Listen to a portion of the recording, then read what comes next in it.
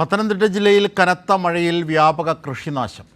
മഴയ്ക്കൊപ്പം വീശിയടിച്ച ശക്തമായ കാറ്റിൽ 180-ലധികം ഏക്കറിലെ കൃഷിയാണ് നശിച്ചത്. 2 കോടിയോളം രൂപയുടെ നഷ്ടം കാർഷിക മേഖലയിലുണ്ടായെന്ന് പ്രാഥമിക വിലയിരുത്തൽ. കഴിഞ്ഞ 3 ദിവസമായി വീശിയടിച്ച ശക്തമായ കാറ്റാണ് ദുരന്തം വിതച്ചത്. ജൂൺ മാസത്തിലെ വിപണി ലക്ഷ്യമാക്കി കൃഷിയിറക്കിയ ഏത്തവാഴ കർഷകർക്കാണ് കാലവർഷക്കെടുതി വലിയ നഷ്ടം വരുത്തിയത്. വലിയ നഷ്ടമാണ് ഉണ്ടായിരിക്കുന്നത്. അതായത് ഇപ്പം വിളവെടുത്തു കഴിഞ്ഞാൽ ജൂൺ ജൂലൈ മാസങ്ങളിൽ ഒരു 750 രൂപ 800 രൂപയോളം കിട്ടേണ്ട വാഴക്കുലകളാണ് ഈ 600ഓളം വാഴക്കുലകൾ ഇങ്ങനെ നഷ്ടപ്പെട്ടു പോയിരിക്കുന്നത്. കൃഷിഭവനെ വിളിച്ചപ്പോൾ തന്നെ ആദ്യം കൃഷി ഓഫീസറും പിന്നെ ഒരാളും കൂടെ വന്ന് ഇതെല്ലാം എണ്ണി തിട്ടപ്പെടുത്തി. അതിനുശേഷം അസിസ്റ്റൻറ്റ് ഡയറക്ടറും പ്രിൻസിപ്പൽ കൃഷി ഓഫീസറും ആ ഓഫീസിൽ നിന്ന് വന്ന് കൃത്യമായി അവരെല്ലാം വന്ന് ഉത്തരവാദിത്തമായിട്ട് കാര്യങ്ങൾ ചെയ്തു. ഇൻഷുറൻസ് തുക ലഭിച്ചാലും നഷ്ടം മറികടക്കാനാവില്ലെന്ന് കർഷകർ പറയുന്നു. നഷ്ടമാണ്. ഇൻഷുറൻസ് തുക എന്ന് പറയുന്നത് 300 രൂപയെ നമുക്ക് ഇൻഷുറൻസ് തുക ഒരു വാഴയ്ക്ക് ലഭിക്കത്തുള്ളൂ.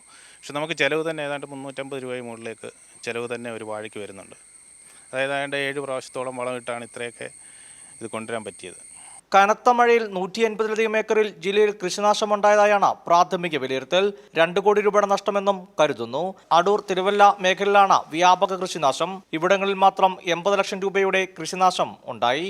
കൈരളി ന്യൂസ്, പത്തനംതിട്ട.